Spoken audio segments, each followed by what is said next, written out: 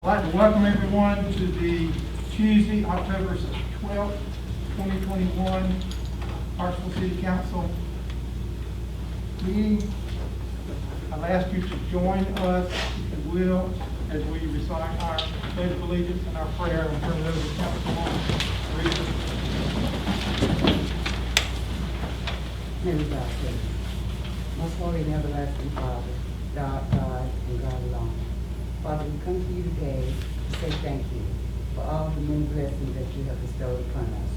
Lord, we ask you to continue to let us be mindful that the name of this city is Hartsville, and let us come together and work with one heart. Help our minds to work together and let us be on one accord to do what's best for all the citizens in the city of Hartsville. Father, we ask that you continue to watch and give us care and shelter and protection from this vicious COVID-19 disease. Father, we ask that you protect our fire, police, EMS, hospitals, families suffering, Lord, in this city of Hartsville. We know that you can, Lord, and we know that you will. These and all the blessings we ask in the name of thy Son, Jesus Christ. Amen. Amen. Allegiance to the flag of the United States of America and to the republic for which it stands, one nation, under God, indivisible, with liberty and justice for all. Thank you. Please be seated.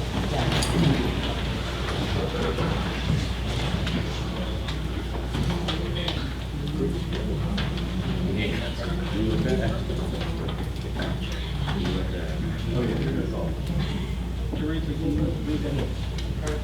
I'd like to turn it over to Ms. Mack at this time, please. Yes. Our council member, Bryson Caldwell, has lost the last matriarch in his family. And I would ask that everyone would, if you would, please rise again and let us have a moment of silence.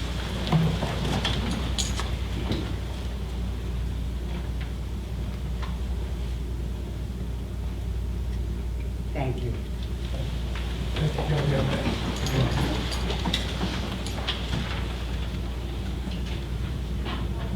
Item 3 on our agenda is a motion to waive reading of and approve the minutes of the September 14, 2021 regular city council meeting. Is there such a motion? So moved. Second. Okay, motion second. Any discussion? No discussion. All those in favor, please signify by saying aye. Aye. Motion passes. Item number 4, presentation. Any public comments? Ms. Skipper? No one has signed up. No one signed up for public comments. All right, item B, presentation by the Hartsville Fire Department, Chief Brewer. Good evening. Good evening. Thank you. I'm going to drop my mask a minute. Thank you all for allowing us to take a few minutes to recognize a young fellow. He's 8 years old. Little Leland farmer. We had a fire, unfortunately, at their residence back on September 10th, like 12:30 in the morning. It was a kitchen fire. And Leland got up and went to his parents. From my understanding, he's kind of shy. He don't go too far much, but he went and woke them up and let them know that there was a fire. And due to his heroics, he got everybody out of the house and saved their lives. They had a major fire in their house. So with that tonight, Leland, you'd like to come up front, if you don't mind? We want to say thank you. I'm going to read you here with a plaque. It says the City of Hartsville Fire Department.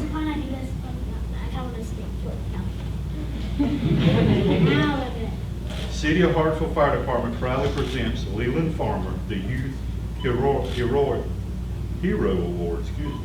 a recognition and appreciation of your outstanding performance and heroic to your family on September 10th, 2021. That's why you laugh.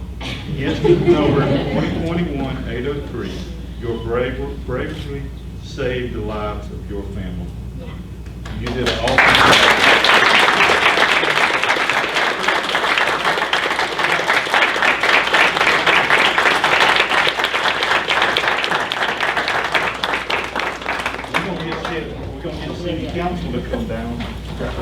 Take a picture. Keep me right there with them. One about right here. There you go. Yeah, look out. There you go. Tall guys. All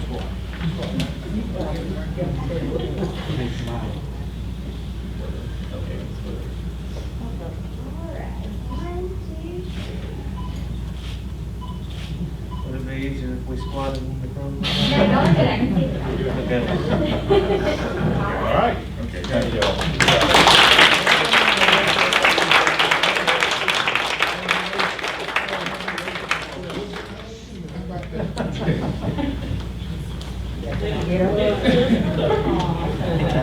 All right, good. All right. Thank you, sir. Chief Curry, you need to work on a little recruitment there.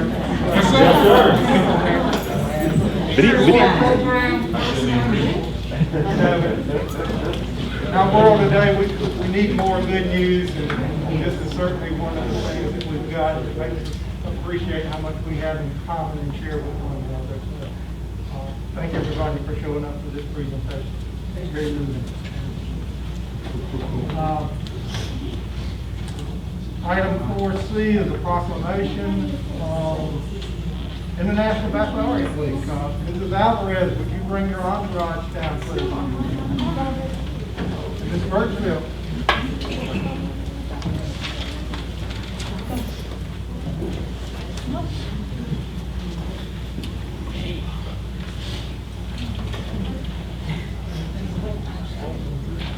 Ms. Alvarez. Don't we need her? And Mr. Birchfield, too? Good, I like that. Okay, this is a program that's very near and dear to Hartsville and also to my heart. International Baccalaureate program. Very few schools in South Carolina have this program, and the students that go into this program are, I like to say, the best and the brightest, and they work the hardest, and they are very, very successful at what they do. Ms. Alvarez, can you give us some highlights of the program the last couple of years? Yes, for the last couple of years, our students have scored really well. We have at least an 84% passage rate on exams. Our students do well, particularly earning scholarships. Last year, our IB class, which does not make up our whole high school class, earned over $1 million in scholarships. Our students get accepted to prestigious universities. Last year, we had a student accepted to Baylor, to the Honors College. Our students get accepted to Clemson, Carolina, College of Charleston. And what an IB diploma does is it gives immediate recognition to a student, and it designates that that student has chosen to take courses that are preparing him for college and life beyond. The great thing about our program is that Mr. Andrews has allowed our students to participate in the Marin Avenue Cemetery Cleanup Project. So our students go out once a month and we work on maintaining that historic cemetery. And it is our way to give back to the community and to serve the citizens of Hartsville. Okay, and I'm going to, if I can put some of your students on spot here, if you are doing an extended essay or an internal assessment, maybe give us your title of that and what you're working on. I'm going to start with this young man and give your name, please. Okay, my name is Kate Hodges. For my extended essay, I'm writing about the transpiration effects of a plant, Carex flaco, and for, what was the other thing? Well, if you didn't have a extended essay, I was asking for an internal assessment. Last year, my internal assessment for ITGS, I made a website for one of my teachers. And the math internal assessment I pulled data from people who had an appendectomy, and I was trying to find if they had a relationship between the gender or race. Okay, the first one's a little over my head. So. Okay, your name and extended essay or internal assessment. I'm Marisa. I'm a junior at Hartsville High School, and this is my first year of IB. For my extended essay, I'm doing James Baldwin. Particularly, I'm focusing on his novel, If Beale Street Could Talk, and Ms. Birchfield is my supervisor. But like I said, it's my first year, so I haven't done an internal assessment yet. So that's been interesting. Okay. I almost understood that one too. All right. Hi, I'm Stella. For my extended essay, I researched the effect that World War II had on the works of MC Escher. And for my math IA, I think it was about like, it was does age and wearing masks correlate? Okay. Maybe you can take some data samples here. Okay. My name is Luke Johnson. For my extended essay, I'm doing it on NASA's technology and the information we get from it and how it affects society. For my math or for my chemistry IA, I'm finding the chloride ions in sports drinks and see which one's best for me. My name is Bird Mays, and for my extended essay, I'm doing the effect of baseball during the Civil War period on America. And for my math internal assessment, I try to find a correlation between the types of video games you play and the grades that you get in school. And for my ITGS IA, I made a video for Hartsville baseball coach Tony Ganey to help him get his incoming freshman ready for the conditioning and practice, since we weren't able to have conditioning during the winter last year. Anybody can connect IB and baseball, that's pretty good. Particularly during this time of year. Okay, Ms. Alvarez, I'd like to give you this. Oh, okay. Okay, and thank you so much for coming. And please give these young people a hand, please.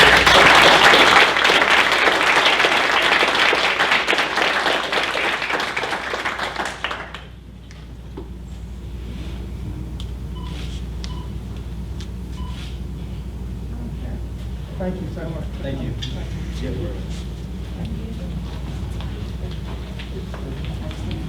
Thank you all for wanting to do more.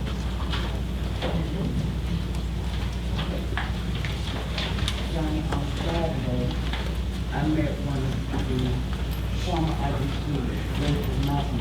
Oh, yeah. So she told me to tell you about Very good. Okay. Monthly department update, we'll take that as presented. Mr. Manager, up there. Yes, sir, we're actually going to have a presentation, Leslie. Okay, I'm sorry, did I miss that? It's all right. I see it, okay. Mayor's office, I'm welcome everybody. I'm going to talk. Good evening, Mayor and Council. Good evening, Council. Tonight I'll be doing the monthly departmental report for the Public Services Department. Starting on our first thing, we're going to look at is our functions of our Public Services Department. One of our primary purposes we do is provide some trash, recycling, garbage-free services for residents in the city. We also provide commercial trash services for businesses. We maintain all water and sewer infrastructure and keep up the parks, city parks, keep them mowed and maintained. Mostly all of them said early. We provide maintenance for a number of city buildings, and we deliver the showmobile or the stage when it's requested to be rented. We also set up the screen on the green, mosquito spraying. We also respond to locate notices through Sacramento 811, call before we dig. And we also process data with our digital aids for our GIS system. We're upgrading that and trying to get it where we want to have it. Moving over to our next page, staffing. It's kind of an overview of our staffing, our administrative staffing, and we'll start with it. We have a director, which is of course me, deputy director, and we also have our managers, and our sanitation manager, our utility manager, streets and grounds manager, and we have an administrative assistant. Down in our utilities department, we have a utilities crew supervisor, we have a water meter supervisor, we have a GIS technician, who's steady doing a lot of work with that. Currently we have 2 vacancies, but we normally have 6 water and sewer heavy equipment operators. This has become a hard job to fill for trade skills and stuff, and you're starting to see it all over, really all over the state and all over the country. It's getting harder to get qualified and good people. Moving over to our next page, our sanitation department. We have a sanitation crew supervisor. We have 5, currently we have 5 equipment operator, we had one vacancy, and we actually had one person that's been out on medical leave for a while, so both these departments is kind of struggling, we had a lot of load, not only that, but also COVID and everything, had to deal with a lot of things with that. And moving on down, we have 6 solid waste maintenance workers, one mechanic assistant, and as far as our streets and grounds, we have one streets and grounds supervisor, one equipment operator, 8 maintenance workers, kind of moving fast because we got a lot, I put a little bit more than what I should have put on here. The manager, he told me, they said, well, you got 5 minutes. Lord, you got 3 departments, you got a lot to cover in a short amount of time. But our facilities maintenance, we have one supervisor and one maintenance worker. Moving on to our next section here, we provide service for 187 commercial customers, 8 of them are city organizations. We have a total of 234 dumpsters in use at this time, and we have 349 stops each week, Monday through Saturday. We provide services for 2,607 residents, weekly for pickups of trash, residential, and yard debris. And we recently started a rollout cart for yard debris, which has been very successful. We had some people had some issues and tried to go out and try to resolve those issues. So we have that tool to try to help in that situation with somebody, we keep it a little bit neater, won't say thing, we got that other alternative that we can get out to them. So we have 110 right now that's out in the street. Moving over to our next thing, as you know, the sanitation is self-supporting, just like an enterprise, just like a water fund. I came from a city where it was actually supplemented by the general fund, so I'm going to something different, so just for knowledge. The commercial garbage tonnage, I just want to kind of go over it briefly, try to go quickly. Last year, we actually collected 3,608, but over that in tonnage. That was an average of about 300 tons per month. This year, we're up a little bit more than that, we're about 320 per month. And all this money that this generates helps support the commercial and the residential, helps support the other two. We'll talk about that as I go through. Moving on to our next one, our residential garbage tonnage. As you can see, last year we had 2,087, around 2,087 tons was collected and disposed of, and that was average about 173 tons per month. This year we're at 177, so it's kind of increased a little bit.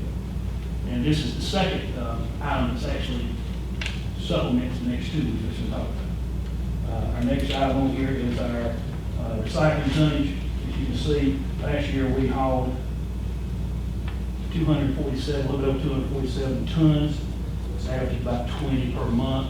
And also this year, we're at about 18 per month. So it's dropped off a little bit. This is solely supported by those first two. This is what's paid for this operation.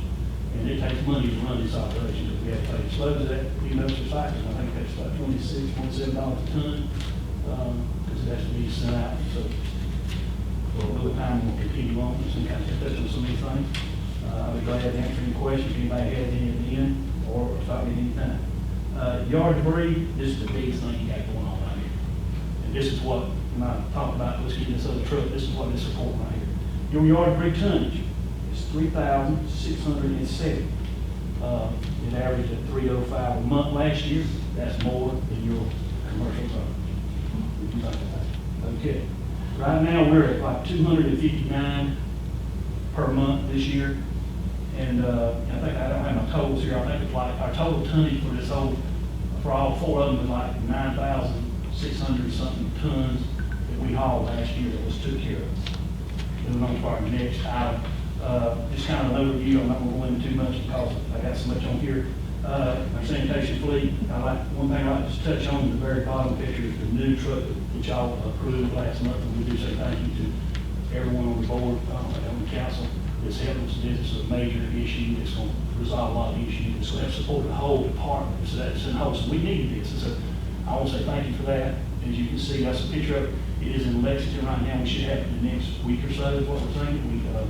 We had a couple of trucks that went down this year, and I'm not going to go into that. I'm going to touch on some more things on here, but I'm going to continue on. Streets and grounds. We have, as you want to be aware, we maintain 10 bid properties, which are neighborhood incentive program, the neighborhood incentive program. Next thing, we maintain the business district, which consists of trimming trees, shrubs, insect control on sidewalks and planting areas. They pull weeds and they replenish mulch. They also mow 27 miles and we need 30 miles of right of way. And 20 acres of city-owned property has been mowed every 15 to 21 days. So these guys actually do some work. More so than I do that. They also repaired and replaced sidewalks throughout the city. They repaired and replaced street signs only owned by the city, but they do replace others. They performed mosquito control to include larvicide and open ditches and standing water. They also track mosquitoes and protection for all diseases and all. They also provide public education on people to show them how to keep the mosquitoes from breeding grounds in their own property. They prune trees along the public streets within the city for clearance, visibility, and safety. They also maintain, install, and remove outdoor and city holiday decorations. And that's a big one. At least that do it in the city. Yes, sir. I'm sorry. Streets and grounds is one of my biggest thing I've been dealing with since I've been on the council about 3 months. Yes, sir. I think I've written up maybe so far 22 work items that's submitted to the city manager. I got 5 pending. Yes, sir. I haven't submitted because I feel kind of guilty, like throwing them at you guys all the time. And but maybe somehow I'm not gonna dare how to say air out dirty laundry out here on some of this stuff. But I'm keeping them busy. Yeah. So we got a lot of stuff that we got to look at. I got some interested in some of these NIP properties. Yes, sir. I may want to talk to you, the city manager, about later offline. Yes, sir. And I'll be honest with you, they got a lot. They have a lot to do, and I mean, they have a load on. No. And I was amazed, and I had the same thing. You cover so much, and you keep on adding up to it, and think they can do it. You finally get them overloaded. I mean, you stretch them to their max, and you can't go no further. That's just, it's like your car, it won't move so fast. And once you get so fast, that's all it's going to do. But that's true, But we will try to. No, I know what you're talking issues about. you have, and Stephen, I'll tell you that you mean, Stephen is jamming up, him and Arnold is jamming up. Yeah, I know what you're talking about, because the residents really been paying on me now since I've been out there, and I'm like, And some of the issues you're talking about are third parties that are. so I try to explain that to them, but I don't want to hold you up, brother. Yes, sir. That counts against your time, so go ahead. That helps get my time. I'm used to time. Okay, so where am I here? Holiday decorations. Okay, going on to our next page. On our next page here, they also plant flowers in the spring and summertime. We did 72 pots and 140 baskets. And in the wintertime, we did 72 pots. And most of these are hand watered. Come in here in the morning, you'll see them hand watered. They'll keep this town streets looking good. Plants and all of them, they do a good job. The daily maintenance of Lawton, Berry, and Pride Parks. They have to go in there and clean it. They keep the bathrooms clean. They have to keep the trash picked up, and you have to empty the trash. I was going to see if Adam might give me a thank you on that. That's some of his parts. Yeah, exactly. Thank you, Adam. And they also install and remove and change out downtown banners at different events throughout the year. And they also put up and take down the American flag, the race flags, and the color flags. The next page we get into is just their as far as their fleet. There's some things I would like to touch on, but due to time, I'm not going to do it. Some equipment needs to be looked at very seriously. Getting into our utilities department, something you need to realize, you're maintaining approximately 77 miles of water lines, and they provide water for approximately 4,186 customers, of which 728 are businesses. They also maintain 87 miles of sewer lines. 3,347 customers are served by that, and 2,755 residents. It consists of 26 lift stations and 1 wastewater treatment plant. And they also maintain 4 city wells. We have Lawrence, on 5th Street, Cemetery, Haynes, and North 5th Street. At this time, Haynes well has been pulled because there's some damage on it. So the well itself has been pulled out. We're waiting on to get some prices for what's going to cost to repair it. Right now, Haynes well out of there has been pulled. The pump out of the well has been pulled.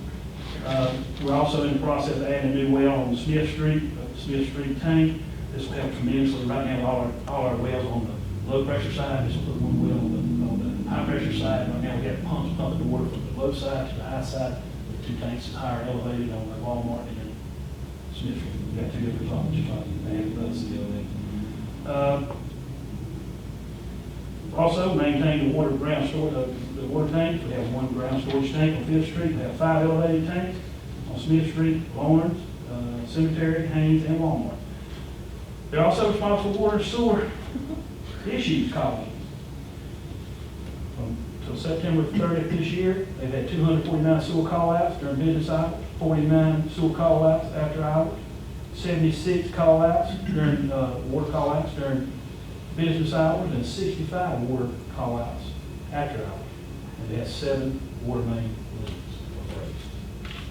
Moving on to our next page. This is some data from last year. I want to get a full complete. So they installed 32 3/4 water services last year, 3 1-inch services last year, and 2 2-inch water services last year. And they also installed 73 sewer taps in 2020. And they're also responsible for updating and maintaining, the, like I said earlier, the city GIS data. We're trying to get that updated and have that prepared because we know we got some people that's we got a big gap, so to speak. We got some younger group coming up, and we don't have that building block here. We got some that's older, some younger. We're trying to get this thing there for the future. So we're trying to get this resolved. That's something we're working on steadily. Also responsible, like I told you earlier, about update tickets. Till September, we've had 792. It's average about 88 per month. Update tickets we get. One to our next page. Just want to kind of hit on this a little bit. Blackman's Laboratory, which I know y'all are aware of, is a subcontractor that runs our operational wastewater treatment plants. Our wastewater treatment plant is permitted at 3.5 million gallons right now. It's actually currently running about 2.5 on average. I talked to Don the other day, he said it's running about 1.6 as the water. You know, we have all the rain, that's a lot of infiltration coming into the plant. I know y'all heard about all that. Sometimes when you have a lot of rain, it might double. That's when we got the extra pond trying to hold it back and going over our permitted limits. And so right now, that's where we're at with that. We also operate 4 water treatment plants. At each one of the well sites, got a water treatment plant that's to be operated. This past year, to date, I think it was 8, 9. The maximum amount we pumped out of those all combined was 2,050,000 gallons. That was our maximum day. Our average daily flow out of those wells are 1,151,000 gallons. So moving on down to the next thing, they also operate our 2 6-inch booster pumps at YMCA. That's the ones that told you to pump water from the low pressure side to the high pressure side. And so that's why I say you get tank out. When we get that well in place, that pump will not, that thing will not have to run as much, but in case we have an issue, it can go back pumping if ever had to. They also operate 26 of our wastewater lift stations. Some that one's getting replaced right now down South Park. We have some more that's dire need being looked at, so that's going to keep on going on that. That's something that we look at. They also keep the city in compliance with Hpd permitting and our DHEC regulations. And lastly, at the bottom, I was just going to kind of go over this right quick. Construction year and capacity of our water tanks, as you can see, in 1934, that's when Lawrence was actually built. That's 300,000 gallons of elevated storage. And in 1962, y'all added on Cemetery, which is 250,000 gallons of elevated storage. And then in 1971, Haynes was added, it's 500,000 gallons of elevated storage. And in 1995, on 5th Street, the ground storage tank, which you just tanked last year, was added, and it's 500,000 gallons of ground storage. In 2000, Walmart was added, 200,000 gallons of elevated storage. In 2002, Smith Street was added, 250,000 gallons of storage. And so, to say all that, we have 500,000 gallons of ground storage and 1.5 million gallons of elevated storage. So we have a total of 2 million gallons of storage water, what we have. And you got to have it when you start looking at your ISO reports and stuff. They go off how much water you use per day. You got whatever's left, what you have for your capacity for your fire protection. And I know Chief Bird know what I'm talking about. That's what you start doing that. So you got to keep that. So you got to have that storage. Getting on down to, I think that's all on that page. Our next thing is our fleet. Due to time, I'm not going to go into too much of that. It'll take a while. And lastly, our last thing is our facility maintenance crew. He actually goes around to keep our facility clean. And also he does repair repairs, and so, for 42 properties. And so, basically, that's kind of an overview of what we do. I try to keep it short as I could and fast as I could, but that's basically what public services is about. I could go into a deeper thing, but I had to cut that a little bit short anyway. But anyway, I hope if anybody has any questions, I'd be glad to answer them. If not, Thank you, Wesley. Anybody got questions of Wesley? What's the total staff? total staff, we had, we'll say we had 38, but I'm not saying we got up 38 right now with that. I said, the two critical areas that, you really worry about is your sanitation. Heavy equipment operators is a very critical issue. And that's something I think, the city manager spoke about, and, and also our clerk who's still in, I talked to her. Something we're gonna have to address. It's something you can't, doing nothing is not an alternative. You gotta do something. I know other cities, if I said they got problems, but you got a critical infrastructure here that has to be maintained. And you look at how many people, I just showed you how many miles you got. I should have told you how much count. Something happens, you better have some people that's qualified to be able to take care of you so you don't be on the base. And so that's, that's just it. But anyway, we need to work on that. That's something when I work on my job, that's why I work on. I've been in this for 22 and a half years. I'm very familiar with what's going on. I'm not familiar with this area, but I'm familiar with what's going on, how everything operates. So that's a very critical thing we need to start working on. It's something that's a very concerning thing for me, for having some good people in here to train and getting the city where we need to be. That's right, thank you. Thank you. Thank you. And, water, sewer, waste management, those are the core responsibilities in the municipal government.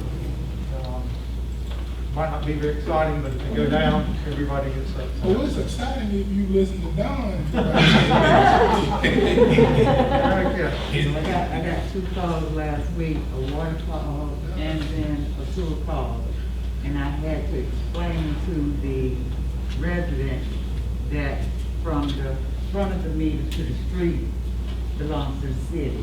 And then from the back of the meter to the house belongs to the property owner.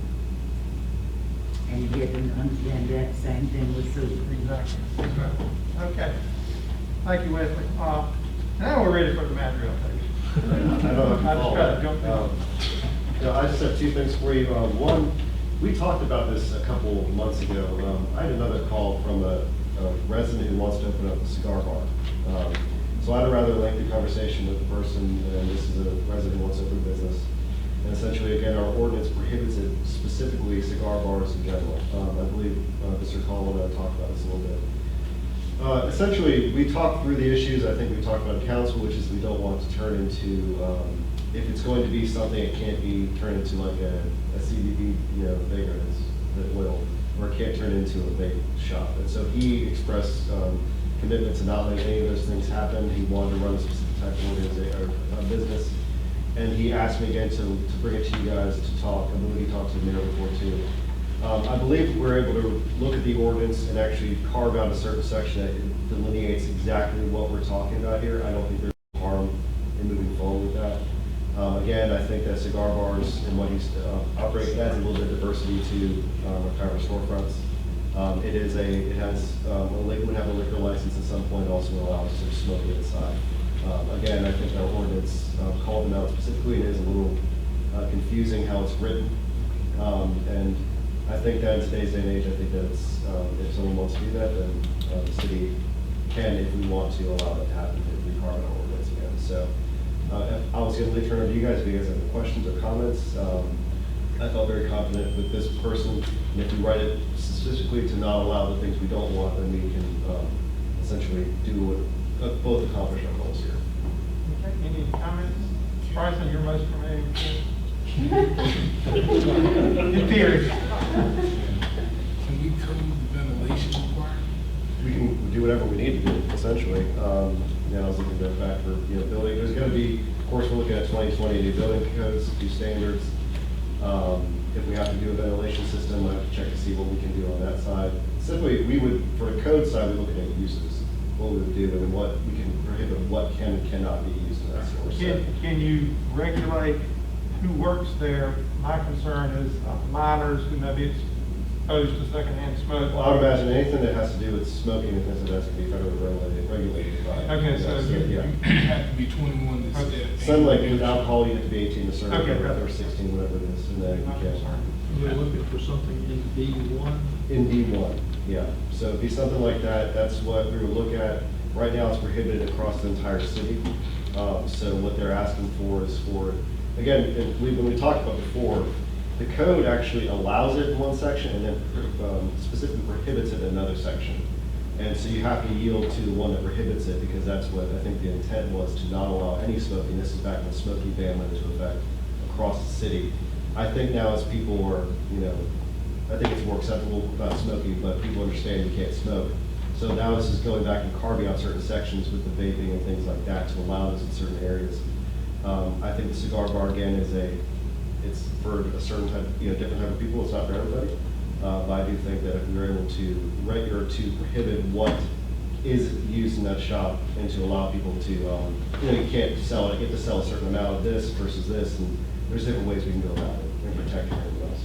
Yeah, when this first came up, I don't smoke. I've only been in maybe one cigar bar, I think it was in Pittsburgh. So I called a bunch of friends who go to male, female, and it was kind of interesting to spin on the types of cigar bars that they're at different levels. So Sure. Personally, I don't have a problem with it, but we can look into it. It's such an issue in this state that people have made it a mobile business.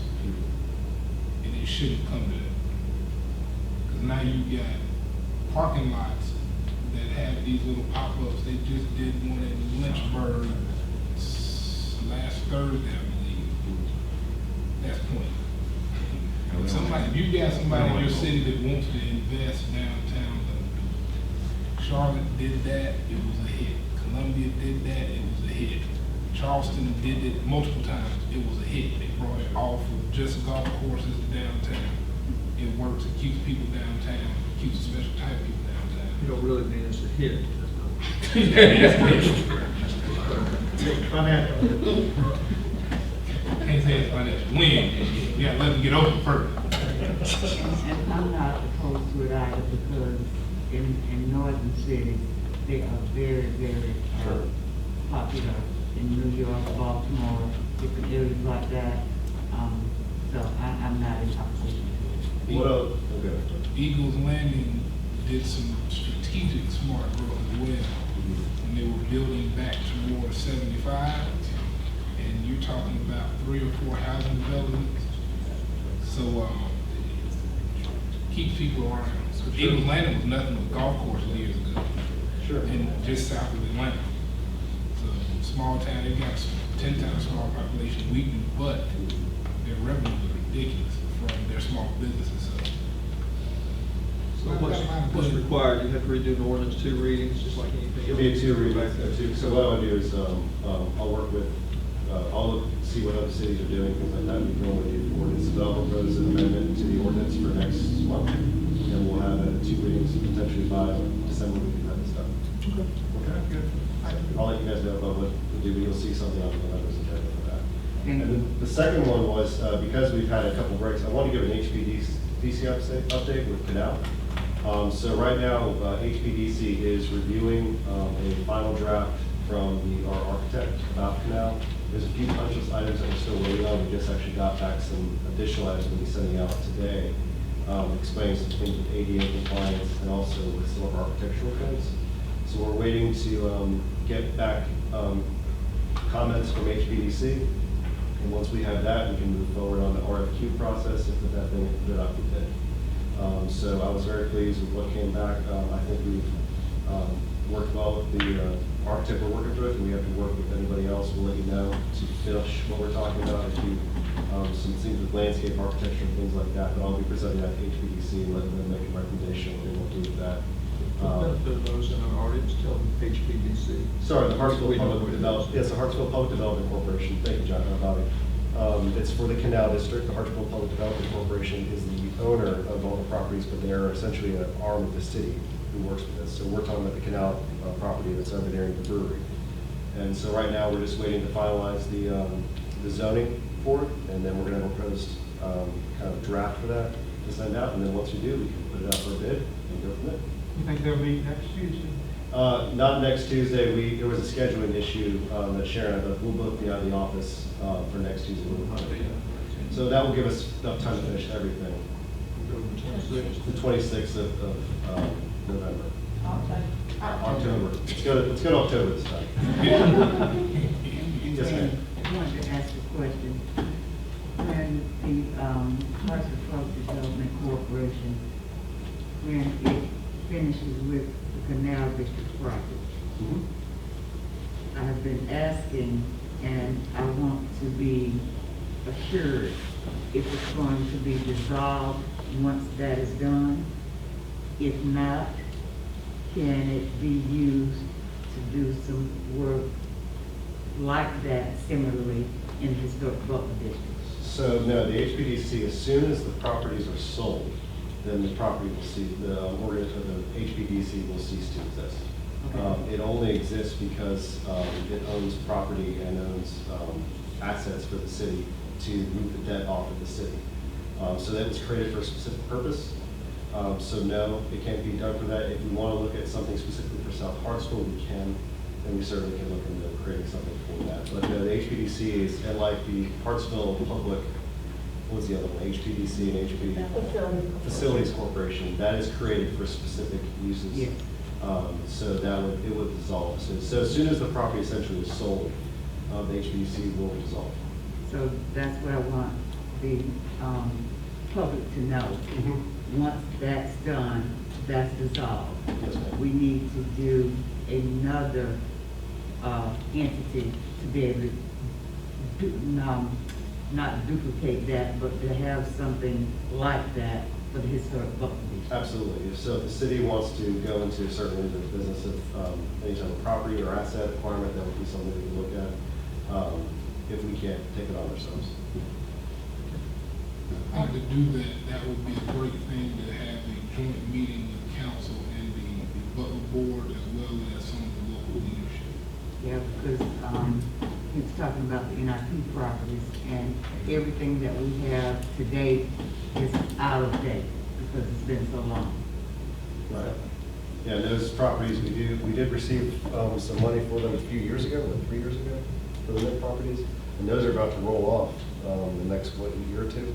I'm looking at Shane. So those are owned by, we maintain those along with, so Habitat for Humanity owns some of those properties. We also, we didn't maintain, also mentioned, we also maintain several forfeit land commission properties throughout the city, many forfeit land commission properties. So we're working with the county to resolve some of those issues, again, those things on our responsibility. But those are important because it maintains the look of the neighborhood, because these are vacant properties that get overbuilt. We need to stay apprised of that because, one got away from us already. Yes, ma'am. Yeah, and so we were not made aware that they were being sold at the time, so we are now aware. Thank you. Anything else on the map? Okay.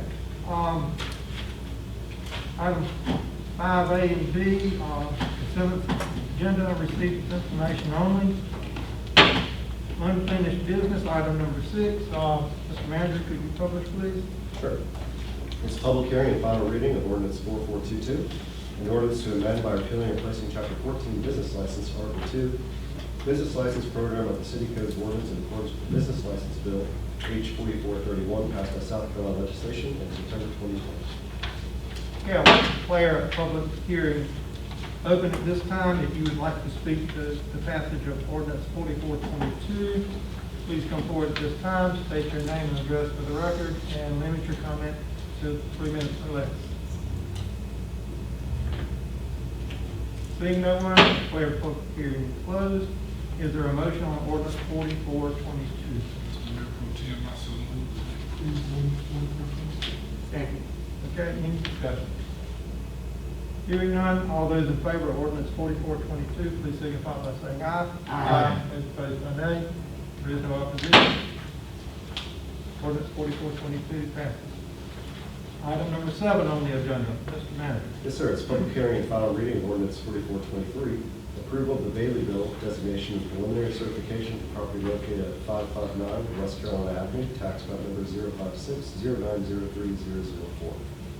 Okay, I declare the public hearing on ordinance 4423 open at this time. If you'd like to speak to this ordinance, please come forward, state your name and address for the record, and limit your comments to 3 minutes or less.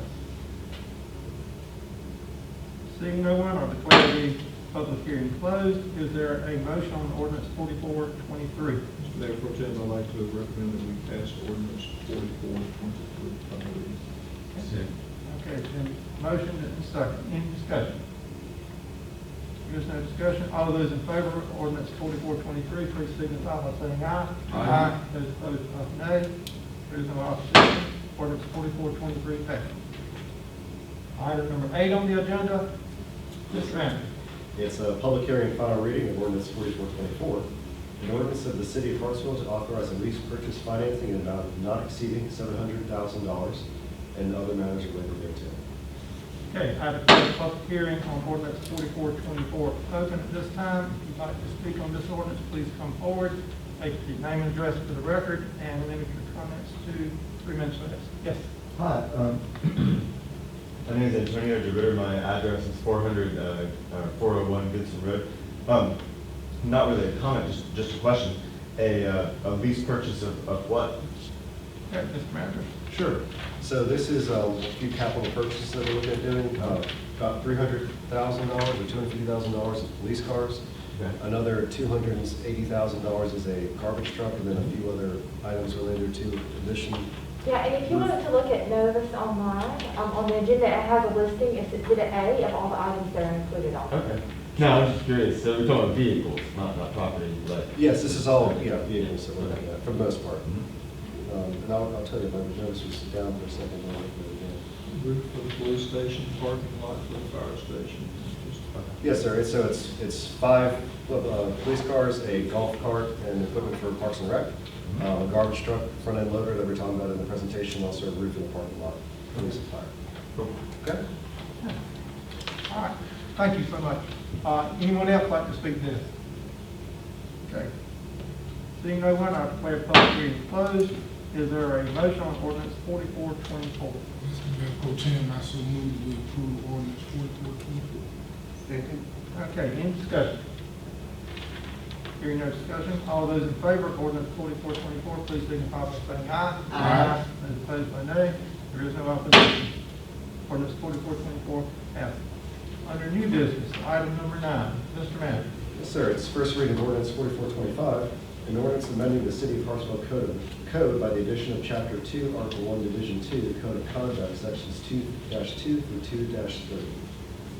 Okay, thank you. Is there a motion on ordinance 4425? So moved. Okay, got a motion and a second. Is there any discussion this time? Yes. Mr. Mayor Pro Tem, Yes, ma'am. after looking at the document, there were some questions that I had that was a concern, and it was in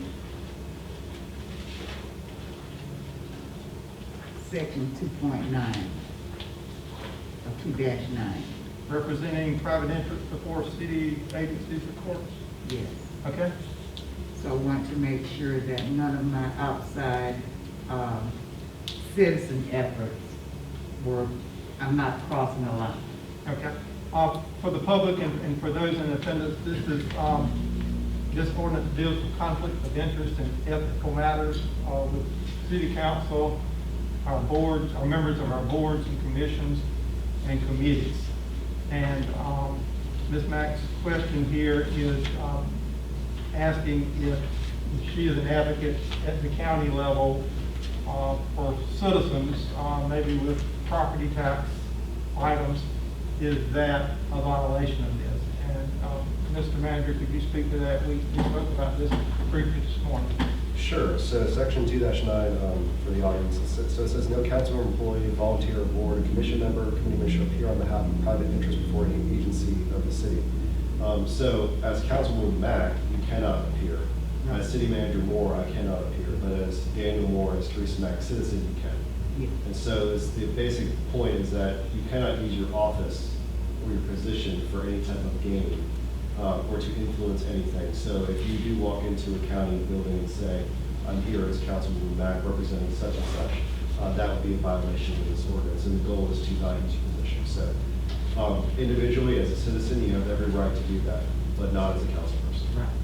So I just want, that to be in the open, Yes, ma'am. because I don't want that to come up later when I'm Teresa Mack citizen, being a representative for someone, and they misunderstand or don't.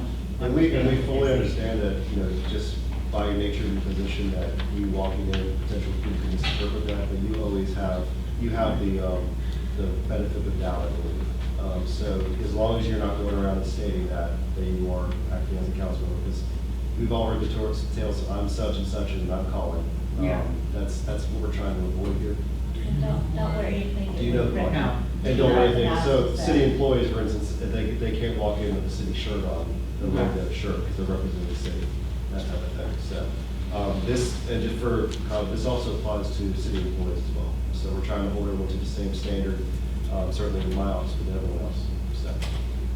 Thank you, Ms. Mack, and thank you, Mr. Moore. Thank you. All right, any other discussion or questions? Okay. Hearing none, all those in favor of passing the first reading of ordinance 4425, please signify by saying aye. Aye. Those opposed by nay. There is no opposition. Okay. Item number 10 on the agenda, a motion to enter executive session pursuant to South Carolina Code Freedom of Information Act, Section 30-4-70A, to discussion of information regarding negotiation of property agreements and potential litigation. There is a motion and a second. Any discussion? There is none. All those in favor of entering executive session, please signify by saying aye. Aye. There is an opposition. We are in executive session. Thank